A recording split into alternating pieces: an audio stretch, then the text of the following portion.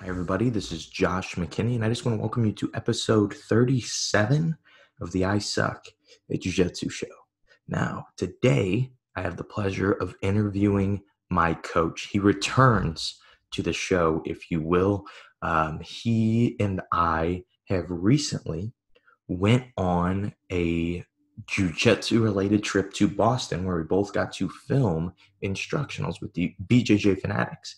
And they are both out now. If you're looking for either of them, Kyle's is Mastering the Knee Weave, and mine is something about knee cuts. The Knee Cut Roadmap. They actually changed the name of mine at the last minute. That's why it took me a second.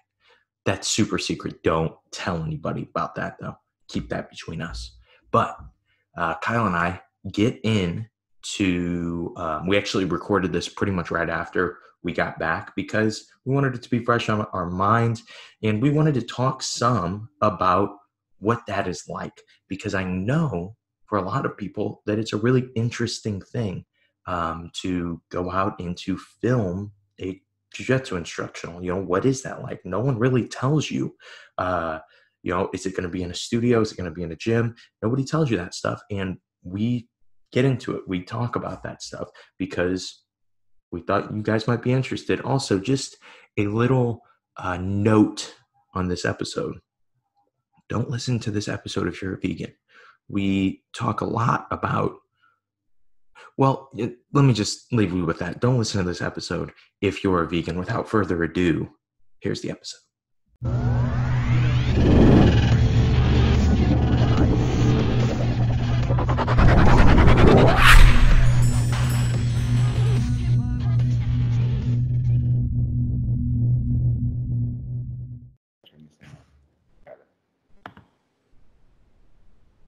All right, you're on. Are you good? I'm good. Although I'm more nervous than normal because you didn't prep me at all. I don't even know what's going on, what day it is, what we're talking about. I feel like I'm in a cave. Don't worry, Kyle. We're just going to talk. We're just chatting. Just think of it as me, you, and some of our closest friends listening in. Okay. Do I picture you in your underwear, or how do you?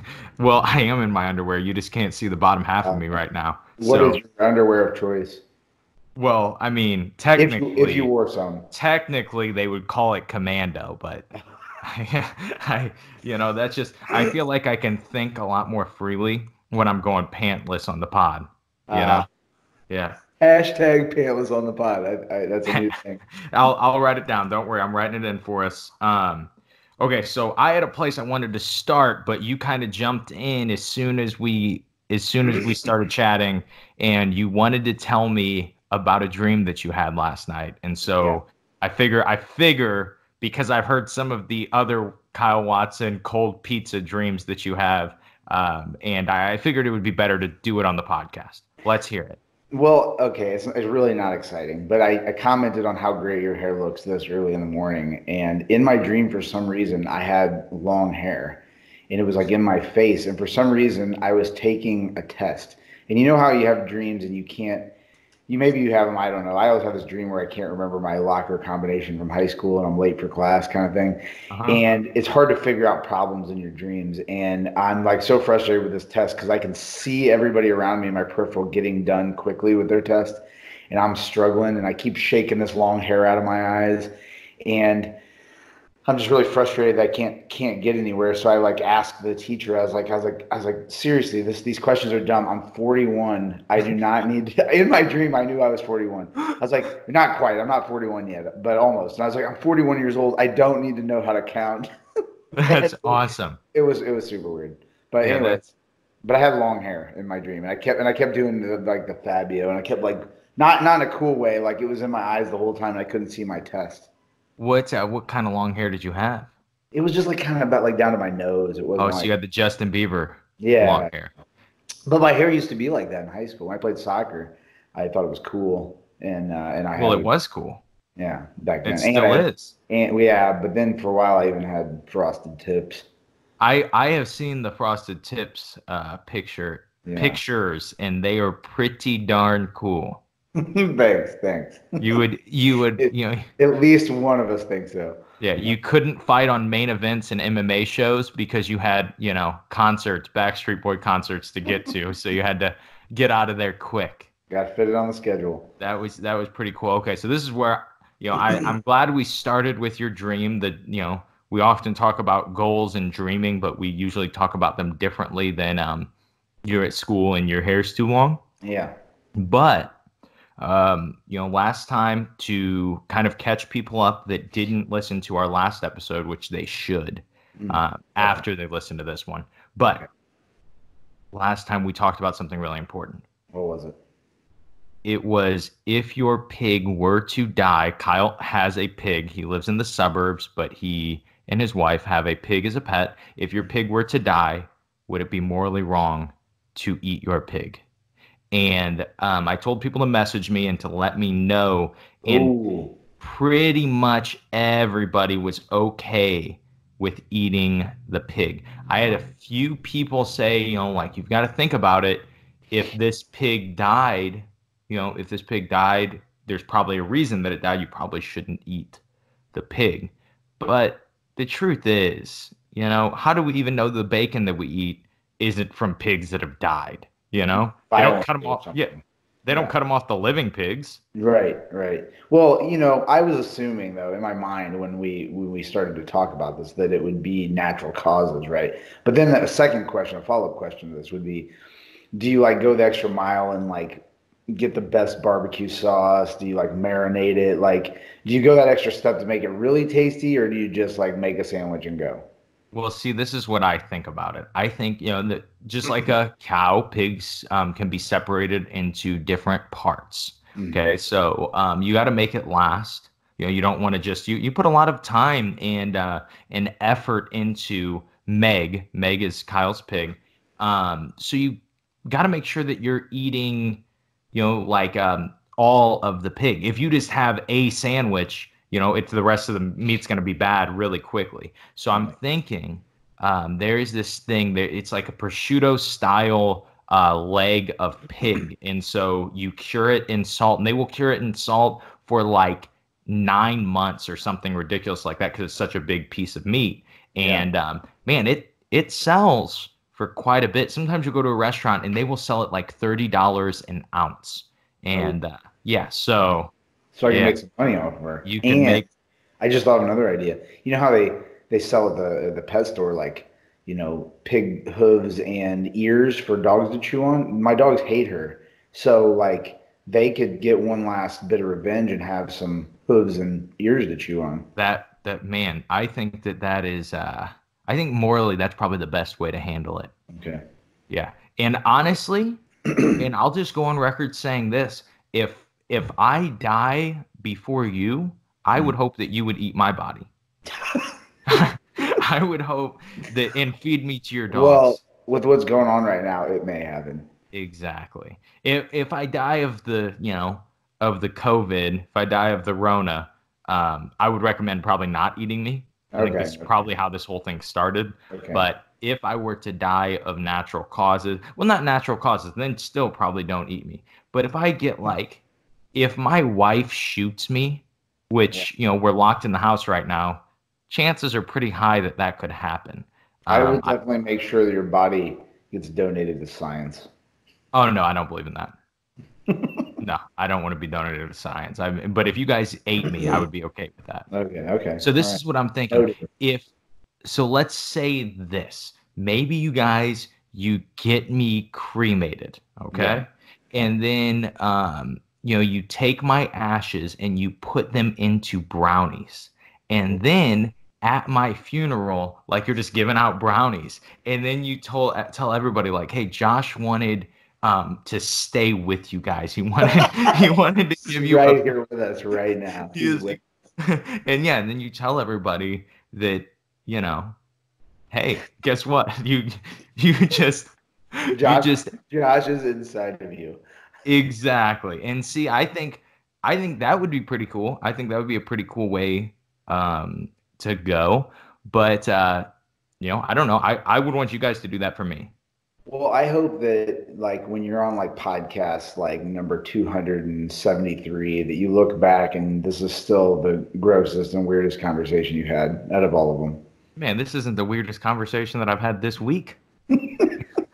Uh, but but back on track Okay.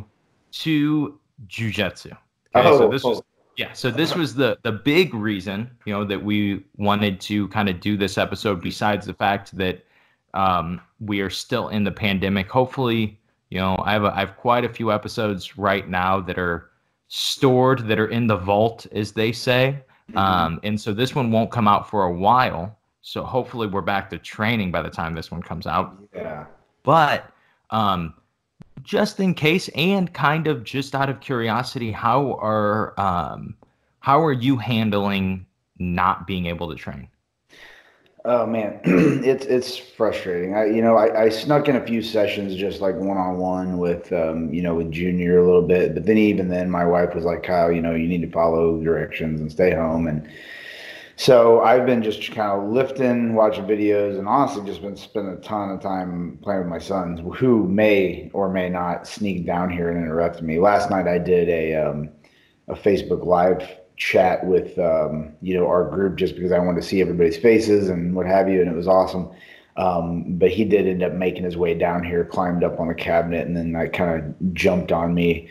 So I had to go up and stop in the middle of the call and go up and get my wife to get him off me. But no, it's tough. I've been lifting a little bit, just trying to maintain because I don't want to like get back and be like I already am never in great shape, but I don't want to come back and be like, oh my gosh, like dying the first few sessions. So I still want to try to like lift a couple times a week and maybe run once or twice and do that. But just been watching videos and what have you. It's just hard because there's only so much you can do of that before you kind of get bored out of your mind. But yeah, definitely working on my coloring skills a lot with Reed and lots of family time. But it's tough. But I think it'll pass sooner than we think, and then we look back, it'll be like that wasn't that long. It just seems crazy those first few weeks where you're like, man, I can't do anything. But then I think you start to kind of get used to it, and I think it'll pass by pretty quick. Yeah, dude, I may never work again. Yeah, I may. Because you're starting to enjoy it so much. Yeah, that's what I'm saying. I don't think I'm gonna train when we come back, man. Yeah. I mean, at first I was like, oh, I miss jujitsu so much, and then now I'm kind of like, man, jujitsu seems like a lot of work. Yeah. Like, have you ever made a grilled cheese at home and then ate it and then followed it up with a bag of Lay's potato chips? It's great, and I've done it every night, right? And so you really start to feel pretty complacent when you're doing that. Well, I saw a fitting meme that I've already said this to my wife a couple of times. I saw a fitting meme where it was a cartoon mug of coffee handing off a baton to a glass of wine, like in the race, like it's like the handoff. And that's how my days have been. It's like I was like, I get to this afternoon, and I was like, it gets this afternoon, and I've asked the wife multiple times, like, should I have a little bit more caffeine, or should I just start the day drinking now? And so for you, you're not really known for ever drinking at all. No, never, never. I Yeah. mean, yeah, I only started drinking during quarantine. Okay, that's what. Yeah, I thought from every story that I have of you, I didn't even know you drank. Most people wouldn't know that. Yeah. Okay. So you were talking about you've been watching stuff to stay sharp. Have you been watching any jujitsu instructionals? Yeah, I've been watching a lot. Like I was talking last night on when I was talking to the students about, because last night I wrote up, yesterday I wrote up, let me back up a little bit in the story. I wrote out a long thing. You might have seen it. I don't know, maybe not. Yeah, I actually About copied and pasted it and sent it to my students like I wrote it up. you, son. So yeah, but anyway, I try to be thoughtful and think of a thing to write out about like how to set and accomplish goals and just maybe something to be a little bit more of a motivator. But I just don't want to be like a hypocrite and be like, hey, you guys do this, but I don't do it. You know what I mean? I Mhm. really wrote that stuff out of stuff that I do, and more recently, like I said, oh, I want to really get out of my comfort zone because, as you know, like I feel like my guard retention is solely based around turning everything into a single leg and trying to get up, right? Yes. Yes. And if that doesn't work, then my guard retention is kind of shit. So I was like, you know what? sometimes I think that's the best way to just like kind of jumpstart things is like to just get outside of your comfort zone. I thought, you know what, let's start focusing on a guard maybe I'm not comfortable with, and start playing and spend some time. So I started really diving into like sit up guard and De Leva X, and I've just been studying, watching a lot of people that are good at it, like Marigali and JT Torres. And then, the last few weeks, I would go in and I'd drill it. I'd steal Junior for, like 45 minutes, and he and I would both drill it a bunch. And we've been sending each other videos and kind of picking it apart. And it's pretty awesome because it's like, even though I'm not really able to train right now, it's like kind of got me, it's like kind of keeping the excitement going because I have something new that's different that, I don't normally play. That's kind of, and is my guard going to get past a whole bunch? Yeah, it already did, but might as well, try to do something fun and get outside of my comfort zone so that I can grow a little bit. That makes sense. So so you're studying that stuff now too?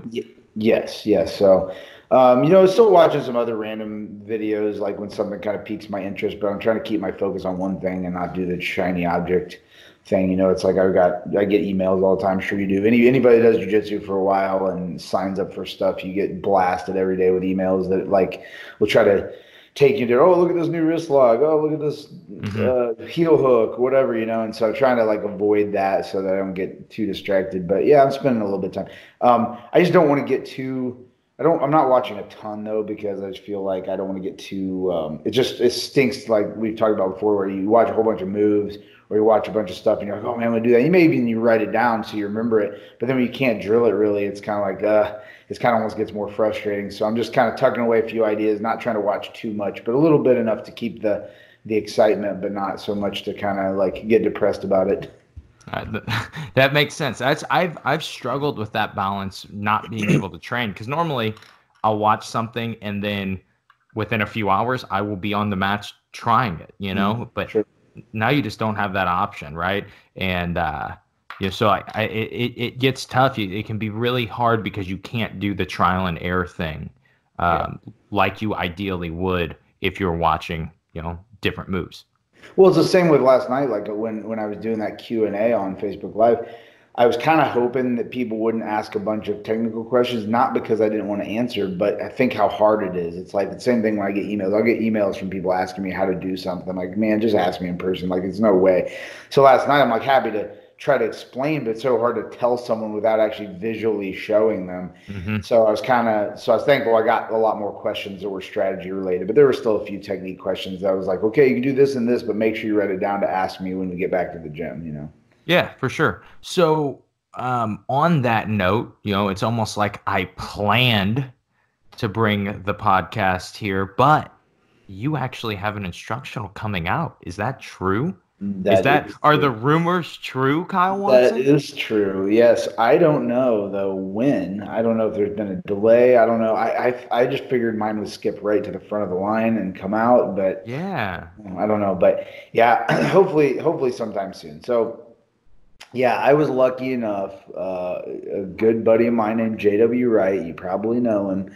He started putting together. His show Respect kind of spiraled into a different show called Fuji World Pro, where Fuji and BJJ Fanatics got involved with a sponsorship, and basically Jay told me a long time ago. He said, "Hey man, I'm gonna do this show and I'm gonna put my friends on it, and I was like, well, that's cool. So and he is one of those guys that, when he puts his mind to something, he does it. And it was pretty cool to see it come to fruition. He made the show and the first one was in St. Louis and called Fuji World Pro. And he asked me to headline it, and the winner gets, $2,500 and a deal with BJJ Fanatics. And I won narrowly, but I won. And it was pretty cool. Got to go out to Boston and film, and happened to take a very handsome co-pilot with me. Yeah, and that is, there are different ways, I think, and opportunities. Like for you, you get into this main event situation, you train really hard, you win. For me, I just hung onto your coattails, and I also got a DVD deal. And so there are different ways to get the same result. And generally, it's who you know. It's who you know. That's exactly what I was gonna say. It is who you know. And so, you filmed, this DVD, before we really talk about what it is about, I just thought it would be cool to talk a little bit about what that experience was like. Because that's something I've always wondered before we did it was, I wonder what it's like going in and filming at a place and filming a DVD. So, like, what would you consider it, or how would you say that it was like? It was a really cool experience, man. Excuse me, it was weird because I had like I always let me back up just a little bit. I always try to when I'm teaching class, I always try to make the material for whatever series I'm going to cover almost like a little mini system, almost like a little like okay, I want to kind of cover all the bases and give a good idea, a good representation of what this either a concept or a certain position is all about. And so I had actually already started, like I thought, man, I didn't think about having an opportunity like this. Obviously, Fuji World Pro wasn't around, and I don't have a big name, so I wasn't like, oh man, I'm going to get this opportunity. So I had already just thought maybe I was going to try to do it on my own. So a couple of years ago, I just started writing down material for a position that I liked, and I kept filling in the gaps. And every time I would try it and something different would happen, I would be like, oh, that would be good for the DVD. I'll go put it in there. And originally, I thought, man, I'll try to step away from the crowd like everybody's doing, just straight either a no gi instructional or a gi instructional. And the way I thought I might be different is I thought I might break it up into like 3 volumes and do the same topic covered in gi, no gi, and MMA. And I thought that way I could kind of step aside or step out from the crowd and set myself apart. So that's kind of how I approached it. And over time I added things to each one. I was like, ooh, that would work gi and no gi. Ooh, that would be better for MMA. So I already kind of had this in the background, just kind of waiting because I thought, man, when I had my opportunity, I would try to make it on my own. And of course, have some office jujitsu with Adam Marber bloopers reel. You know what I mean? Uh-huh. But so I kind of already had that ready to go. So when this opportunity came about, I'm like, man, I don't, it took some fine tuning, but I already have some material I think would be good for this. And I know that wasn't your original question. What you thought, what was the experience like? Well, it was interesting. It was a little different than I thought it was going to be, but it was super cool. Obviously, I think it's always good when you have somebody to go alongside you, have a co-pilot. And then it was just cool for like kind of a little weekend getaway. I'd never been to Boston, so I was like, "Oh, that'd be cool. Let's go." Even though it turned out that there wasn't as much to do in Boston as we might have thought. Yeah. But it was a kind of a quick deal. Shoot it, hang out a little bit, and then be done. So it's kind of. I mean, there wasn't really anything that I was like surprised or shocked by, but I was just really grateful that I got to do it.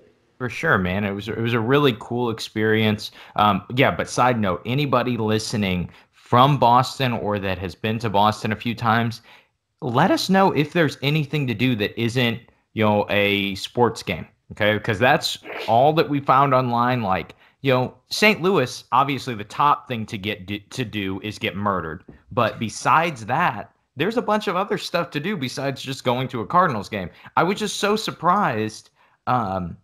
With how horrible your city. No, that sounds bad. No, I was just so surprised with just that we couldn't find anything to do. I'm sure that there was Yeah. stuff to do, but nobody would tell us. No, but we would ask, and they'd be like, "Well, there's an Applebee's down the road," or they'd be like, "There's a mall that has a Dillard's," and okay, cool. Yeah, and we actually did spend, this is kind of a perfect example of how of how our hanging out and being bored kind of is we spent a good 2 hours sitting at like an REI at a mall, just sitting in the camping gear section on our phones because there was really nothing to do. Yeah. But yeah, it was cool, man. But yeah, it was kind of quick trip. I mean, it's kind of, like I said, it's kind of what I thought it'd be. I thought we'd go out, we'd film, joke around, eat some food, that's it. I mean, it would have been nice to like go maybe see some sights or something, just because I hadn't been to the city before. But all in all, it was good. I'm glad it happened at the time it happened. If we would have scheduled a couple weeks later, it probably would have not happened because already on our flight there were people in face masks and there was it was starting to get bad. So I'm glad not only did we not get sick, but it was just like we got to do it before all this kind of hit. And we probably had 60 empty seats on our flight home too. It was really starting to the people that cared about their safety and their safety of other people, they weren't flying to Boston or flying to St. Louis at that time. But luckily for us, we were. Yes.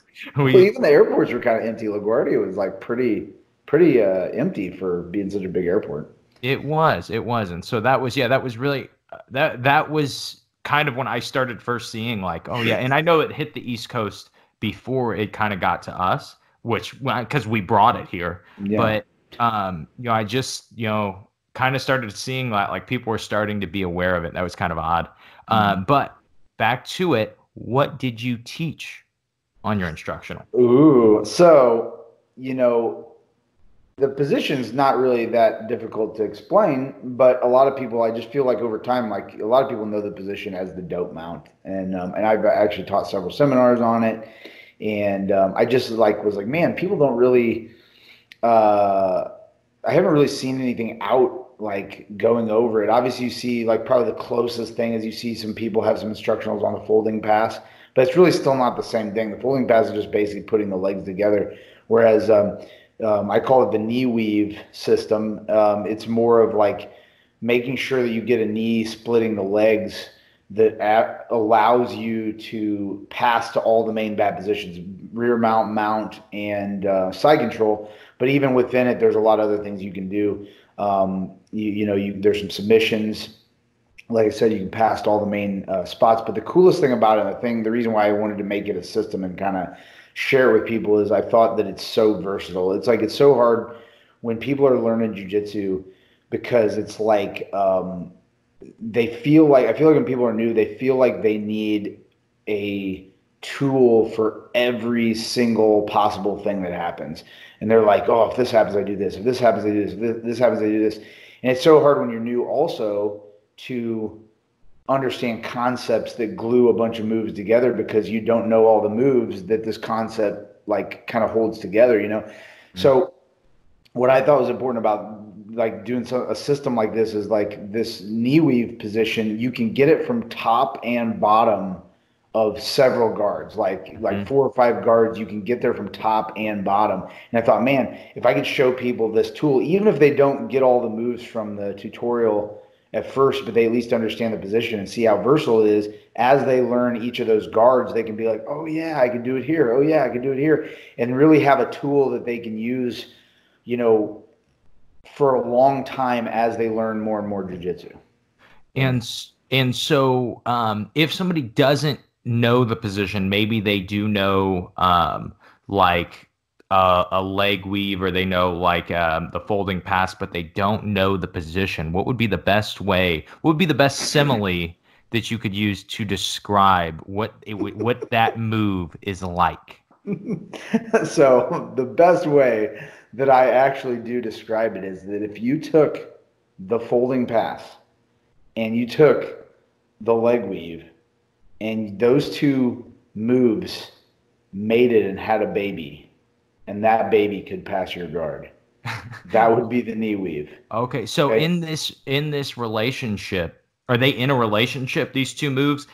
Does the knee weave grow up in like a strong household where, both parents are around, or what is No, what happened? no, it becomes a bastard child that just runs rampant and causes problems. But basically, the knee weave. So if you can picture a folding pass and you smash the legs together, the knee weave is putting the knee in between, and you can use that knee to manipulate their legs and move them around and move their leg. You basically make both the legs into like one unit, and you can move them around and manipulate them a little bit better. So, but yeah, like I said, coming up and kind of learning the position, I only knew the name, the dope mount, and I'm like, man, that name's stupid. I'm like, who made that up? So I was like, well, just I don't know. I just felt like it didn't really make sense because you're not really in mount, and I don't know where the dope part comes in. I guess it is kind of dope, but I don't use that lingo. And so I thought this made a lot more sense because everybody knows, like when you're weaving the legs, you put something in between them, Hmm. and this one just happens to be your knee, so it's the knee weave. I like it. I like it. And I think probably the most beneficial part of that position, and just using this as an example, I have a guy named Bob that's in his 50s, and worked that before in class, and he uses that pass all the time on everybody, even the younger more athletic guys. And at 50, in his 50s, he is able to, use that pass. And I think that that's really important when you're, like you and you're old and decrepit, and you need something, that's less athletic. Well, I agree. I agree. And way to go, Bob. If you watch this, and you should, way to go. I'm proud of you. But yeah, that was one of the main things too. It's like when I did this, obviously this opportunity, I was like, it's super cool, and I didn't know it was going to happen, and I'm glad it did, and what have you. But it wasn't like this thing where like, man, I need to make a DVD because I want to make a bunch of money and try to sell a bunch of them. Like, I didn't care about that. It's just more of a cool thing, like cool thing to put on your resume, cool experience to have. And it really is an opportunity to share. So I didn't just want to come out with, just talking to the camera guys at BJJ Fanatics. They were just talking about, there are some, because we asked them, I was like, are there some horrible ones that come through here? We won't name any names, but he was oh yeah, there's guys that come in here. Josh McKinney, but yeah, they just throw stuff together and just kind of show what they know, and some of it's just terrible. And I didn't want to do that. I wanted to I felt really strongly about I want to give out something that like I feel like people could put into their game right away, and that you could use it white belt to black belt. And like you said, like you don't have to be super athletic, because I'm not, and I want everybody to be able to use it. So it's kind of nice, even if somebody like watching, like you didn't work all the positions or you didn't play all those guards, there's still a ton there. And I think that right away, there's at least a couple of positions people could use. And then as they learn more guards, they could definitely use a lot more. Do we even want to talk about the experience of me just sweating profusely? Oh yeah, you smelt great, Yes. But yeah, go ahead. You can talk about, I think it's probably beneficial for people to hear about like how differently you would expect it to be just nerves wise. Yes. So, it was different because like, you're used to having feedback, especially like I wanted to not be serious. Like I wanted to joke around, and like I opened right up with kind of the joke I already told.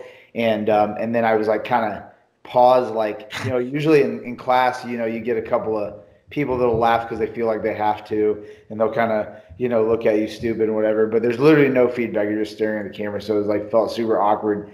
So not only was that bad, but then I think the cameraman had some misinformation. So I worked really hard to make this like 4-volume set. It was all laid out, like I thought, in a really good order, to where it made sense. And then all of a sudden, and I was told initially that I needed to have at least 2.5 hours of content. Mm-hmm. And I'm seeing all these instructionals. I'm seeing John Danaher's instructional. I'm seeing some of these guys have like 8 hours of material. And not that I'm one of those guys, but I thought, oh man, I can for sure, do a 3-hour one easy, and especially with all the content I have. And I go there, and the guy's like, yeah, we really need to keep it to, like an hour and a half. And I'm like, what? So I'm like totally like, what? I don't know what you're talking about. So I'm scrambling to like cut out like material that I thought was really good, and then just combine moves together. And I was sweating because then he's like telling me, it was making it even more nervous, because he was telling me, okay, you're this far in the DVD, you're this far. So like when he gets to the point like you're a third of the way done, like I'm like halfway down the first of 4 papers, 4 sheets. And I'm like halfway down the first sheet of 4. And he's like, you're a third of the way done. And I'm like just profusely sweating.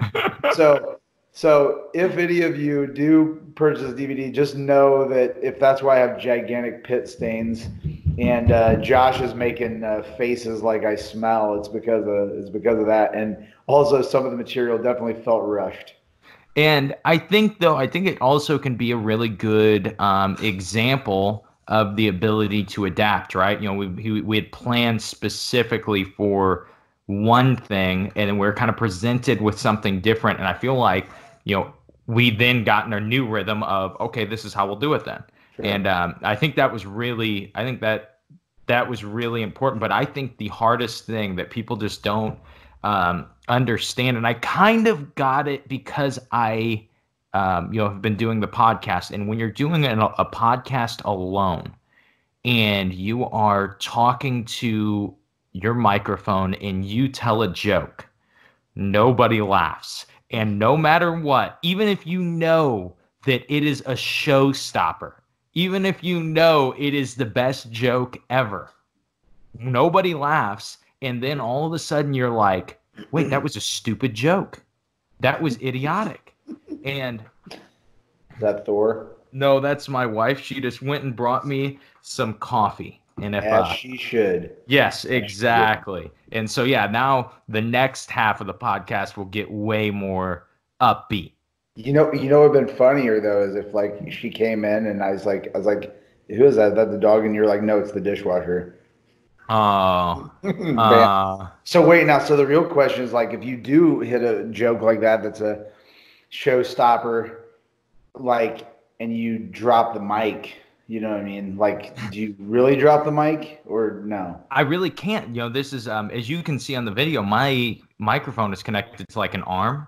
I can't. I'm not holding it. It looks very advanced. It looks like you have like some kind of like robot thing sticking out. I don't want to flex on people, but I am better than them. Yeah. I don't want people to feel like it, but I'm for sure better than them. Right. Because of the microphone that was bought for me for my birthday. Oh, nice. Yeah. I like it. Yeah, it looks like something out of the Terminator. Exactly, and it is. It does come to life. But yeah, that was like the big thing that was hard when you, especially if you're somebody like you or I that tells a lot of jokes, especially when teaching. You know what I mean? I'm always degrading whoever the uki is. I'm always having fun telling jokes, and like in that situation, you're like, oh man, can I say that? That's kind of racist. I shouldn't say that. And then you're like, if you're me, you're like, you know what? They love me. They'll get over it. No, I couldn't be taken any less seriously. There's nothing I could say to be taken less seriously. I'll be fine. Who cares? Well, the experience is cool, and like you said, we were able to adapt, so hopefully we'll see, because it's one of those things where like I'm like nervous, like I want to see it, like I want to see how it actually turned out, because there's a couple of moves. There's one of the moves I know for sure. It like was a lot of movement, and we like went off camera a couple of times, and like I definitely threw some jokes in there, but I think that I would have been way funnier if like I wasn't sweating so bad and nervous that it was not turning out like I thought it was. So like the whole time, like I had a lot of like joking things in my mind, but I feel like it didn't come out naturally. You, on the other hand, ended up having it pretty good, because you got the guy who was like, "Oh, I don't care, shoot as long as you want," and tell as many jokes as you want, Yeah. And I was like, good, because I didn't write any freaking moves on this Google Doc that I'm pulling out. I only have jokes. That's it. This is just a stand-up comedy thing. Well, if any of your viewers like, they absolutely should buy your instructional as well, but it's worth it just for the comedy. Like seriously, I mean, the jiu-jitsu is good. I mean, don't get me wrong. You'll probably be able to pass a guard or two, but it's definitely worthwhile for just the comedic value. I think for me, when I looked at it, I looked at like, okay, you have John Danaher on BJJ Fanatics. I'm not the best teacher on BJJ Fanatics. You have Gordon Ryan on BJJ Fanatics. I am not the best competitor on BJJ Fanatics. But in looking all these, I think I could make an instructional that's really good, and I think it could be the most entertaining instructional on BJJ Fanatics. I think the only thing would have been better if you and I would have taken our shirts off, oiled up a little bit, and grappled live. But we didn't have time to do that. We were under some time constraints, so we had to cut that part out. Well, I mean, it's not like we didn't look. I mean, I went upstairs. You see all those boxes upstairs? I was going through there to try to find some oil, but they didn't have any. Yeah. And so, and they wouldn't. They made us throw it away from our checked bags, and so life's not as easy as you guys think it is. But just kind of, that was kind of like the big reason that I wanted to have you on, because I'm going to time this release to be pretty close to when we release our DVDs. And beforehand, I'll be sure to tell people, hey, buy mine, not Kyle's. Kyle sucks. You hate Kyle. No, I'll just tell people like, hey, this is when they're coming out, or they already did come out. Because as of right now, I'm not sure when they're coming out. So I'm not sure if one day I'm just going to be on the gram and there's going to be a video of Josh McKinney. Hi, I'm Josh McKinney. Buy my instructional. Like I don't know. I don't know if that's gonna happen. But it may. Either way, people will kind of have a good idea. But towards the end of this episode, I just wanted to talk to you about some things that didn't have to do with instructionals or coronavirus. Okay. Sure. And these are just things that I had been asked to ask you. People like, man, I wish you would ask him this on the last episode or dug deeper. And one of the big things that people were really curious about was going from the highest level of MMA. You make it to the UFC, and then you start to try to make a transition into jiu-jitsu, or back into jiu-jitsu. You still had competed in jiu-jitsu. It's not like it was your first time competing, but you weren't a black belt yet, or you're just getting your black belt. So you're very new to the highest level of jiu-jitsu. And so what was that transition like for you? You mean after MMA was over, or kind of in the middle of it? After MMA was over, when you're still going to be a competitor, you're still looking at competing in something, but you're no longer getting kicked in the head or paid.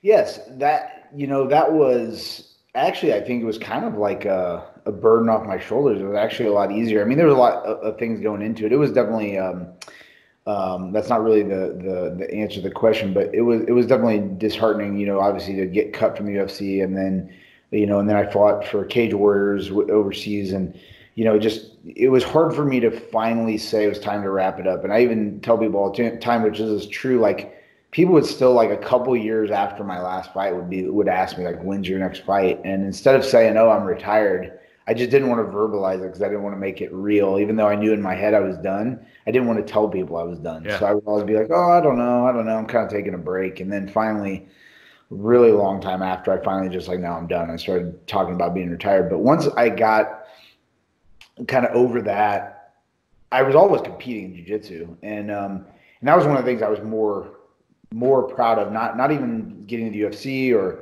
like winning some things. It was more just that I felt like I was able to sustain a high level at both at the same time, because I would always like do jiu-jitsu and then an MMA fight, and then jiu-jitsu and then an MMA fight. A lot of people don't know, like the same year that I won PANS was the year I went to the UFC. So I was still gi training rigorously and doing MMA. So that was something I was a little bit more proud of. But so I always had that competitive fire, and jiu-jitsu was just always like my passion. Even though I really enjoyed training MMA, I didn't like to fight MMA, if that makes sense. I really enjoyed the training, but actually doing the fight, I wasn't like, you see some people, they're just like, they're born for it. You see them in the cage and they look like, it looks like they're hanging out, they're having a good time, they're enjoying it. I did not enjoy that. So it was like a burden off my shoulders. Once it was kind of like, okay, I am retired and all I have to do is jiu-jitsu. And I'm not saying like, obviously I was still working really hard running a gym, but I just mean from the competition, we just boil it down to the competition aspect. It was such a relief, because like all I have to do is just go fight jiu-jitsu. Nobody's punching me. Nobody's kicking me. I'm likely not to get any broken bones. So much less taxing on the body. And I can just go enjoy what I actually am more passionate about anyway. And the difference with jiu-jitsu for me and MMA is that I actually do love competing in jiu-jitsu. So I love the training, and then I love the only part I don't like is the in-between. I don't like the time in the bullpen. Like I hate the lead up. Everybody can that does jiu-jitsu can probably vouch for that. It's like I love the training. I hate the in-between kind of waiting and like the build up, but then right when the ref kind of waves us on the mat and like we walk out, I love that part. I love that, and I love the actual competition. So it was actually very relieving, to be like, oh, this is all I have to do. I now get to go back to something that I actually truly enjoy the whole process from beginning to end. You know what I mean? Yeah, yeah. And so do you remember the time that you started to tell people that you were retired? It was probably, so my last fight was 2012. I'd say I probably didn't actually start admitting it until probably like late 14, early 15, probably, just because I don't know. And I'm sure there's people that knew, and I might have mentioned it, but I think overall I wasn't like, hey, broadcasting, hey, I am retired. It was just kind of those things where it's just kind of hard pill to swallow. Yeah, yeah. I mean, for me, even there was quite a while where I wasn't sure if you would fight again, because I talked to you about it after the Cage Warriors fight, right? So after your last fight, and you were still on the fence, right? And you were still like, yeah, I don't know when I'll fight next, right? But I just remember that it was kind of a slow transition from, just hearing you to being like, yeah, I'm not fighting MMA again. MMA is stupid, and so that it was kind of a slower transition that I noticed. Is there anything that you miss about it? Yeah, I mean, there's some times when I'm teaching the MMA class at my gym where, like I'll be doing like some type of topic that I really enjoyed training in MMA, something that did involve strikes because it's obviously a little bit different. And I'll be like, man, this is cool. I wish I could do this. Or sometimes I kind of like want to jump in with the guys like while they're sparring just so I can kind of get that feel for it again, where it's like, okay, could I still do my wrestling and still do my jujitsu while someone's trying to hit me? And sometimes Hmm. I'll get that little spark where like I just want to like feel it again. But then I always like snap back to reality and realize, nah, I don't want anybody to punch me, Yeah. So it's so just every now and again. So I do really like I do miss the training sometimes because I really enjoyed that. I remember Fridays like when I used to train more heavily and like kind of full time. On Fridays we would do like MMA gear sparring, so like little gloves, and that was my favorite day of the week. I loved to spar with the little gloves on and so you could grapple more and use strikes more. And I miss that sometimes, but man, there's still so much with jujitsu that like, I mean, man, I've been a black belt for 9 years and I still feel like there's just so many things that excite me that I'm like, man, I don't really know much about that, and I Hmm. really want to work on. So even in my goal setting, I've been writing down some things I still feel like, man, I'm not really comfortable with that. I want to work on it this year. Like I still feel like man, my arm bars are pretty weak. I feel like a lot of my front headlock attacks, like my anacondas and darces, are pretty weak. So I'm just making like kind of compiling a list of things that I feel like if I focus on, over the next year and a half, that like I'll be a lot more well-rounded. Things that I've kind of let like neglect. I feel like all that stuff like I can still teach fairly well, but I just Hmm. don't where my timing would be terrible and I just don't do it. So there's just anyway, I'm getting off on a tangent, but my point is just that there's so much to jujitsu to be excited about that I don't feel like, man, I'm missing out if I leave MMA by the side. Yeah. And I think the cool thing about working stuff that you're not good at, especially once you, or even at black belt level, is you start to work stuff and you'll be like, man, I have a basic understanding of it. I'm pretty good at it. I could do it to my white belts, right? I could do it to even my blue belts, but I'm not able to hit it on other black belts. Well, you start to hit something, you start to really focus on it, and then you start to see those huge details that maybe you weren't even missing. Maybe you did half the time, but you didn't realize how important it was. And Yeah. then it's like it hits you like, oh, that's what I should have been doing. This, that's why I missed this a lot of the time. Oh, for sure. There's been so many things like where, how it's like one of those things where like there's thousands of people across the world that are all solving the same problem. So people make up the same moves sometimes and stuff like that. But it's like I think that's where like innovation happens is like you start like playing with something that's like out of your comfort zone, you're unfamiliar with it, and you start like just playing with it and tweaking it and see what works and stuff like that. And you start to figure things out. It's like just in the last couple of weeks working that daily heat X, like Junior figured out a really cool lapel sweep that he made up just on the spot, and then I figured out a pretty cool like arm wrench submission from there that I just happened to like, oh man, does this work? And then we tried it out and I was like, oh, this is cool. So it's like you just like play with stuff that's maybe not I think it's easier to innovate when you aren't really like trained on something because it's like what I mean, like if you already have a way of doing stuff, it's hard to step outside of that box because you're like, oh, always done it this way. But if you have something that's like really really fresh to you, it's easier to be like, oh, okay, like you can kind of like fill in the gaps yourself. Hmm. What would be that move for you? Do you have a move that you're like, man, I would love, or a position even that you're like, I would love to get good at, but you don't feel like you're there, right? And you feel like that might be something to work.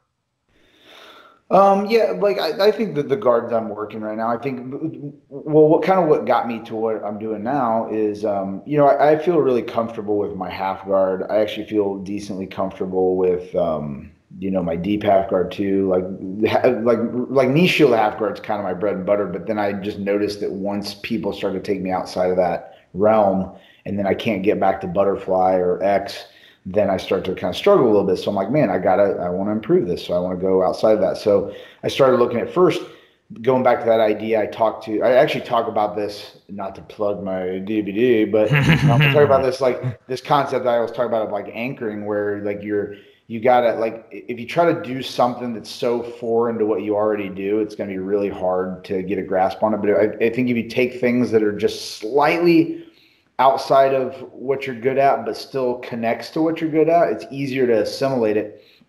So I started saying, okay, well, when I first started thinking about like what guards get me to a single leg the easiest, because that's where I'm comfortable. And like sit-up guard, pretty much everything you do in sit-up guard gets you to a single leg. So I'm like, oh Yeah. man, it's really good. Well, then I noticed when I started playing when I started playing sit-up guard, that my legs are long and I naturally gravitate to De La Riva X because I'm always trying to lace my legs when I can't sit up all the way. So then it just kind of naturally progressed me to there. And then I'm like, oh, wait, I like this position because I can kind of hold it and I don't have to scramble and move a lot. That's where I kind of struggle because you know me, I like to be really slow and not do anything. Mm-hmm. So I'm like, wow, De La Riva X, I can kind of hold the person here and then work on things and tie the guy up and hit these moves. So it's kind of just like a kind of a process of like, okay, where can I leave my comfort zone but not get too far from it? Does that make sense? Yeah. Yeah, that makes a lot of sense. And I think that is that's something that's really interesting is you really can't systematize innovation in jiu-jitsu. And you can try, right? You can, and some people can innovate better than others, right? But you look at like all the worm guard innovations and stuff like that. That all came from, one position, right? It came from like this lapel weave, and then it started to transition, and then these concepts and these rules they started to apply to different positions, and so, but there's going to be a point where you kind of run out of ways to loop the gi around your own and then somebody else's leg. And Yeah. so, and when that happens, and I'm probably getting close to that point now just because so many people are messing with it. But when that happens, the innovation starts to slow down from that position, right? And so, like something that all the cool kids are talking about, duck guard, everybody's talking about duck guard. Everybody knows all about it. Too bad there's not a DVD on duck guard yet, but there will be. But anyway, and that came from something completely different. That came from a leg lock position that I was working a lot. And then I started innovating, like almost reverse engineering it, like, hey, how do I get into this position that I've been working so much, right? And so there are all these different ways to innovate into jiu-jitsu. Some people like, I think I was watching Josh Hinger's Hingertine DVD, and he was talking about like, yeah, I got really good at the Hingertine because, and started innovating on it because this guy kept low singling me. Mm-hmm. And so, like, he's like, this guy at my gym kept shooting a low single on me, and then I started getting good. So there are all kinds of different reasons to have innovation in jiu-jitsu, or different methods of innovation. But I think it's really interesting that, at least that we know of, nobody has this systematized thing of this is how you innovate and create new things in jiu-jitsu.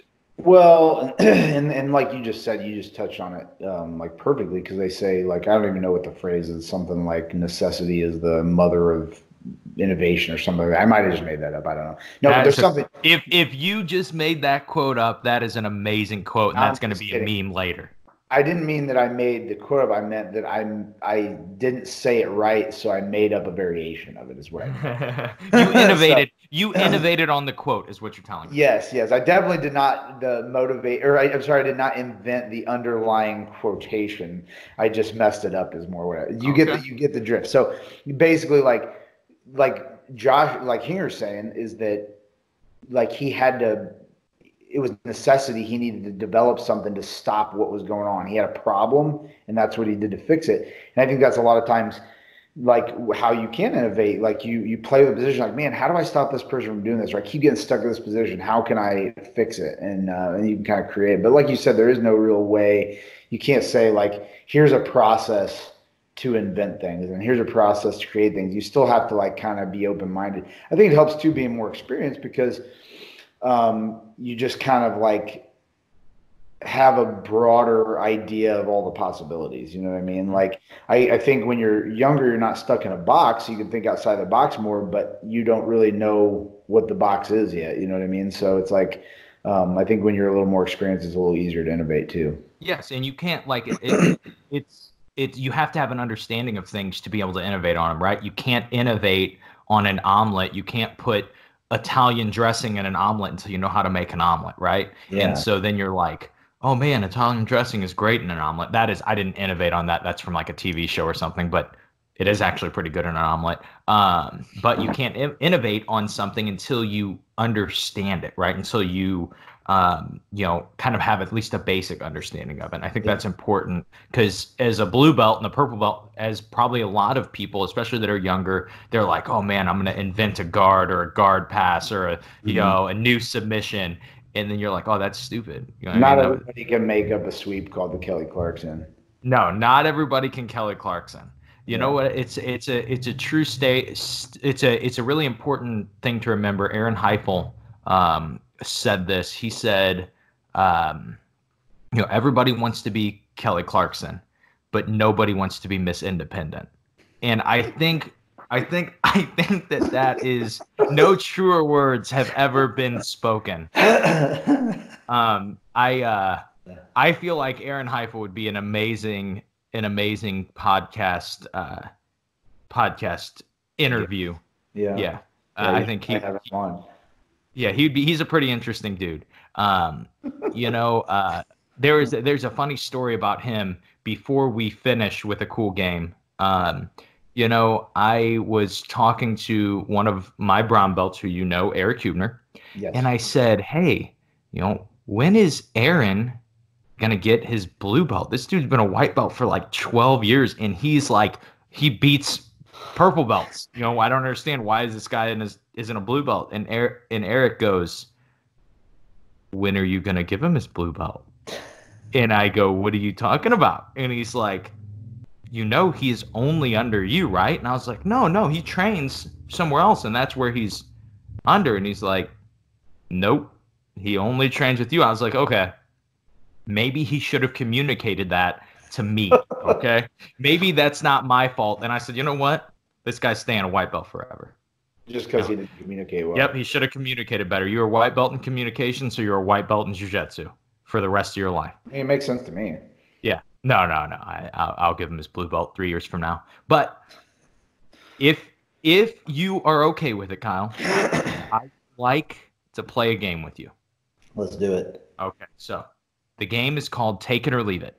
Okay. I'm going to make a statement, Okay. and you can take it, which means you agree with it, Okay. or you can leave it, which means you disagree. Okay? And then we'll discuss. Okay? So let me pull up my questions here. Okay. This is one of the most important questions that we can ask. And I can't remember if I asked you the last time you were on, but maybe your opinion has changed. I'm not even sure. Take it or leave it. Die Hard is a Christmas movie. Oh my gosh. I feel like you've discussed this before many times. I have asked every podcast guest. But here's the problem is I have listened to several of your podcasts, so I feel like I can't give like an unbiased opinion because I've heard what other people have said. Yeah, it's not like you're going to be sheltered from facts, Kyle. I know.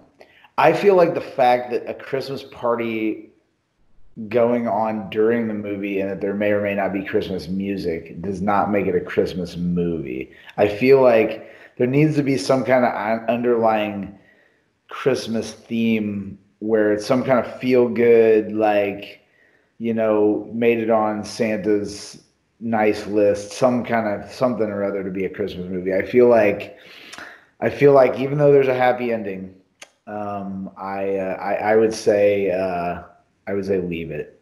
Congratulations, Kyle. Everyone is returning your DVD as we speak right now.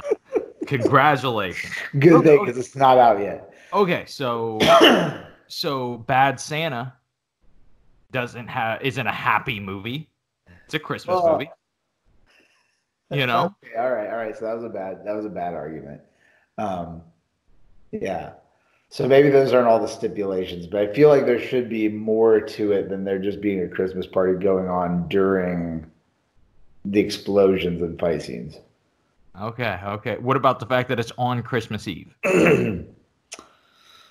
Uh, no. Well, no, because like if you had a movie where it's just like it just happens to happen during someone's bar mitzvah, does it make it like a Jewish movie? Of course it does. You No, know, no. and to be fair, almost every movie is kind of a Jewish movie, man. You There's yeah, Jewish people, they really dominate the Hollywood scene. like if someone like if there's a fight scene in Chinatown and they're celebrating Chinese New Year, is it a Chinese New Year movie? No, but it's a kung fu movie, which is a Chinese movie. You know, Oh gosh. yeah. Think about it, Kyle. Look Okay, into it, man. next Oh, question. okay. Let's go next question. Okay. Take it or leave it.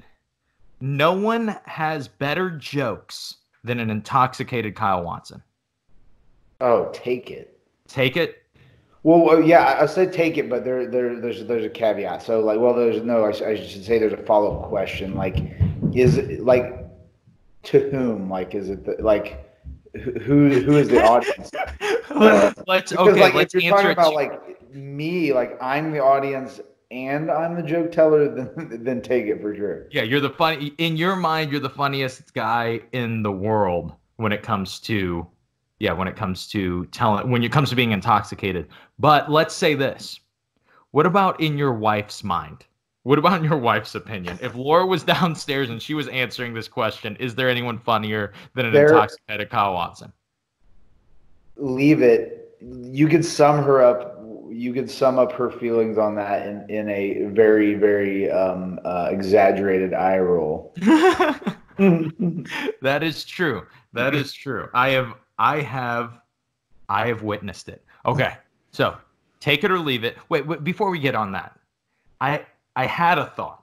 Maybe we should one day do a drunk dialing with Kyle Watson interview where you get on the podcast after pretty much three sips of beer and you'll be pretty drunk. And I think that might be a very humorous podcast. It may need to be censored. I was just gonna say you might. That's fine as long as we have like some kind of editing abilities. It will not be live. I will make sure of that. It will not be live.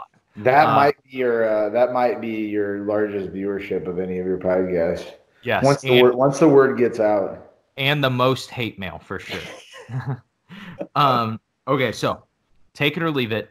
I always like to ask people.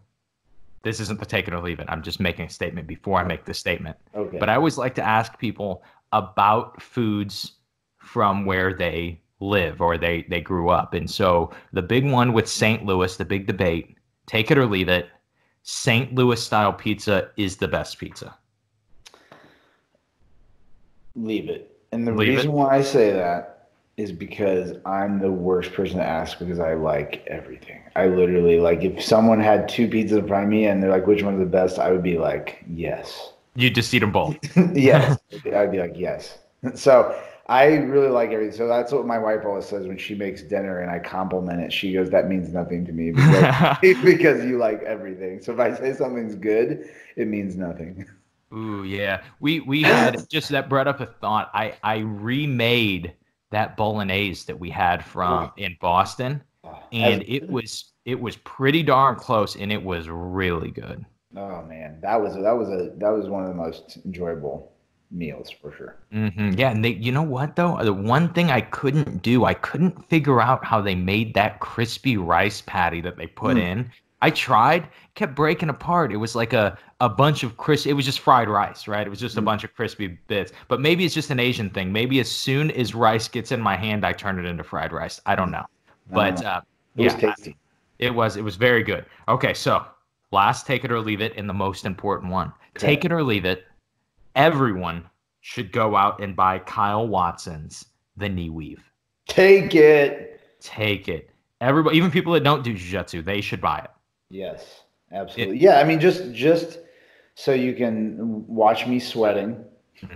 and maybe hear a couple of really dumb jokes. There might have been an inappropriate one or two that's worth seeing, but no, I hope people get something out of it. Like I said before, I don't think it's like one of those things where I'm like, oh man, I hope everybody buys it and spends a bunch of money and like I make a bunch of money off it. That's literally not the point. But I do hope that those people that do buy it, that I get some feedback and that they let me know if they're able to use at least some of it because I think it's great. And you have one coming out too, and I'm excited about that as well. The Alpha Knee Cut system. We both did passing.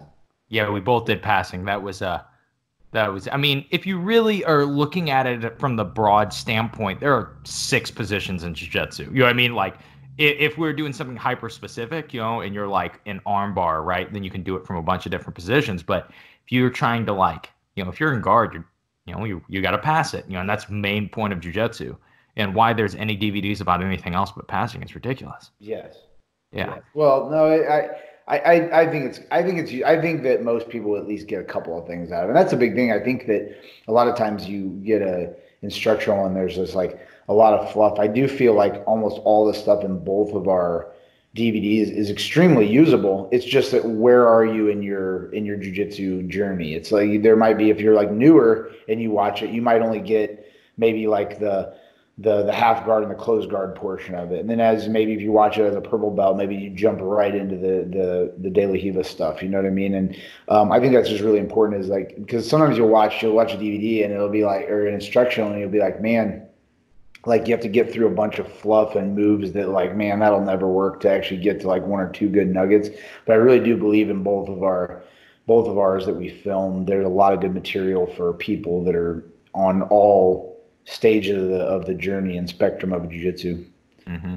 Yeah, I think that's super, super common in jiu-jitsu. And whether it's because they think that sells better or it's because they, so there are actually quite a few people that are good at jiu-jitsu that don't really understand or comprehend what they do. You know what I mean? You'll see people that are really good and they'll explain something and they'll be like, oh yeah, this is how I do it. And you'll be like, no, it's not. That's not how you do that. Yeah. It's a different situation, or your weight distribution is different than you're explaining it. I think that's a really big thing as a teacher. It's a hard transition for people that go from like strictly competitor into being a teacher. Is just because you're good at one doesn't make you good at the other. Yeah, well, and that's one of the things that I think about really hard when I decide about like who I'm going to bring in for a seminar, because like there's always this weight factor, because like obviously if I want a lot of attendance, I want a lot of people to come and support the seminar, the bigger the name, the less work I have to do. But the problem is I really, really feel strongly about them getting the most out of it. And there's sometimes where you bring in somebody who's really, really well known and they're just not a good teacher. So I try to strike that balance and bring in somebody who I know is like, man, this person is a really good teacher. They may not be really that well known, but I'll put in the extra legwork to try to sell them to my students so that they know when they come in, this person's going to give you something really valuable. Mm-hmm. And that's one of the things where I was like, when I was looking at the DVD, I was like, man, I don't really have a name. And it's not like you were saying earlier, it's like, I'm not a Danner, I'm not a Gordon Ryan or whatever. But I know that I understand positions pretty well and I can teach decent. So I feel like I can at least offer something that's usable. It may not be like fancy and like, like I said, it doesn't have the name value, but when people watch it, I feel like they'll definitely get something out of it. And the same with yours, like knee cut is so powerful and you've innovated it, for so long and made it so that you can beat almost any guard with it. So it's just like, I think, usability and then having somebody who can convey it properly is more important than the name recognition. Okay, I've already went too long and asked you too many questions, but it did bring up a quick thought that I was just curious about. Who is, if you're willing to say, who has been your favorite seminar that you've ever been to? Oh, man. And it doesn't necessarily mean that they're the best teacher or whatever, but just your favorite one that you've been to. Oh, that's super tough. I'm trying to think. Because I've been to a ton. I'm trying to think of ones that I know. One was like one that you were one of your favorites as well. I know Sean Williams put on an amazing one at my place. Gosh, I'm trying to think. I've been to so many, so it's hard to answer because I don't want to discredit. Like, I mean, there's been so many good guys that I would say this that like there's been so many seminars where like maybe not the seminar as a whole was like, man, I was blown away, but I like this. I always like the seminars that like you get a couple good nuggets that make it all worthwhile. Um, but I think the ones that stand out are the ones that like I would say this and why Sean comes so readily to mind is that when you have somebody who's very enthusiastic, like they're not there to just get some money, like they're very enthusiastic, you tell that they really want to share jujitsu and they want to see that they were able to teach jujitsu and they're excited about it, and then they also are very very talented and can convey it in a way that really really makes sense. That's why probably I think Sean's kind of stands out to me as well as one of my more favorite ones, because Sean's just such a good dude. He was super excited to be there, and just from beginning to end he kept like really high motivation and enthusiasm, and then he showed really great material. So like I still use some of his stuff like to this day that from that seminar. So I'd probably say Sean Williams. Yeah, I think that that's probably mine too. Sean Williams had an amazing seminar, and I just, to be honest, there was some a lot of stuff that I still work that I still remember, but most of the stuff as technique I didn't remember, but some of his concepts of training that he talked about were huge. I would put like Jared Weiner is especially his last one. Actually, that was one of my favorite ones of his seminars. The Hey man, you're only just reason saying I that so he doesn't like hurt you anymore. no, the only reason Show me where he I hurt you. would say that it wasn't is because both of my arms got broken during the start. Both on video, you can hear crunches of my elbows, including one before the seminar even started. That 3 times that same day, twice on the I'll same arm, probably talk twice. to Jared. I'll probably talk Yes. to Jared later today or in the next couple of days, and I'll make sure that he knows that you intentionally were sucking up on my podcast. Yeah, well, no. So I will tell him this. He was actually just on. We Yeah. just released it. And he brought up like, oh yeah, your arms were crunching a lot during that seminar, and I was kind of like, yeah, maybe you wouldn't crank them so hard. I don't know. I don't know. I just, maybe. You know what I mean? Like, if I'm backing up towards my garage and I hear a noise like, oh man, I think I just ran into my garage, I look back into my mirror, I stop my car. When he did that to my arm, he was like, oh man, Josh's arm crunched, but he didn't tap. And he's just He was kept going. running on feedback. He was running on feedback. He saw everybody's faces and he's like, man, they look like they're really into this. I'm gonna go harder. Yeah, that's probably true. Okay, so Kyle, I got a finisher for you. Okay. Last question of the podcast. Okay. Met a Kyle Watson seminar, and I am a blue belt, and I raised my hand during Q&A and I asked you, how do I suck less at jiu-jitsu? That's a tough one. I was trying to think of a smart ass comment, but that's a really good question. So I think the problem is, I'm really long winded, so I would want to know more about his question. So if he said, you know what I mean, like, so that I can make my answer really really long winded. So I'd be like, okay, so what do you do now, so that I can see how you say. That's probably what I would ask him. So. No, I think that I definitely would tell him that the problem is a lot of times when you answer like really conceptually, you lose people. They want like this like magic pill right then, like give me this like answer of like, how will I get better? But I mean, I would definitely tell him like, stay the course. Like a lot of people, you hear the blue belt blues, that people get there and they kind of give up because they start to like kind of plateau and stagnate. So I'd probably just talk a little bit about how to not plateau and or at least recognize you're in one and maybe how to pull yourself out of it. And then just, maybe sometimes like when people are asking that, a lot of times I feel like if they're asking that, they're already in one. You know what I mean? So I feel like almost like maybe kind of talk to them a little bit about touch on kind of what we talked about earlier, is like picking something that might be a little bit outside their comfort zone that might be exciting. Something that I might say, hey, what do you do now? What are you working on now? Or what are you already good at? If you had to pick like a move or two that you're already good at, tell me about it. And then just whenever they say, based on that, just think of something that's just a little bit outside of that and say, well, what if you worked on this for a little while? Or what if you worked on this for a little while? Just give them something that might like motivate them to try something a little different than what they're doing to get it out of their rut. Because I do feel like that's probably why they're asking. They're probably already stuck a little bit, but that would be my answer. That But is it a would be a lot good, longer than that, and yeah. I'd probably lose them somewhere in my circle back to the original question. But that's the beauty of a podcast is like a lot of times, especially just when I'm listening to podcasts that aren't this one, right? Because this one doesn't really have a lot of great information on it. It's not a very good podcast. But let's say that I was a good podcaster, a good interviewer, and, I had better guests.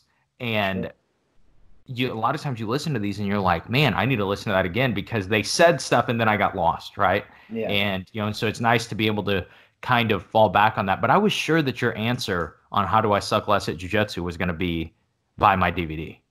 I was sure that that was where you were going with it. But see, that's the thing is, you would think that would be it, but I'm not nearly as quick on my feet, as someone like you. Like I definitely have like dumb responses, but it takes me a little bit. I get it. That's actually the only reason I think that is because that has been, since I've come back, that has been the joke at the gym is any question that somebody asks Buy my DVD. is buy my DVD, to the extent that now on our team's Facebook group, we're doing just messaging each other a lot, posting a lot of techniques and stuff, and people will ask questions, and it'll be about mount, my DVD's about guard passing, and they'll be like, hey, well, how do you do that? And one of the blue belts will comment on it. He's like, he probably should buy his DVD.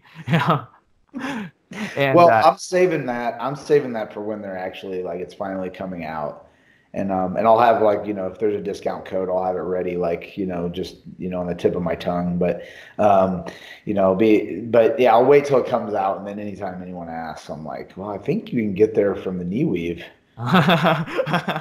Yeah, huh? If you were to look at chapter 7 of my in my instructional, you would know, and then walk away.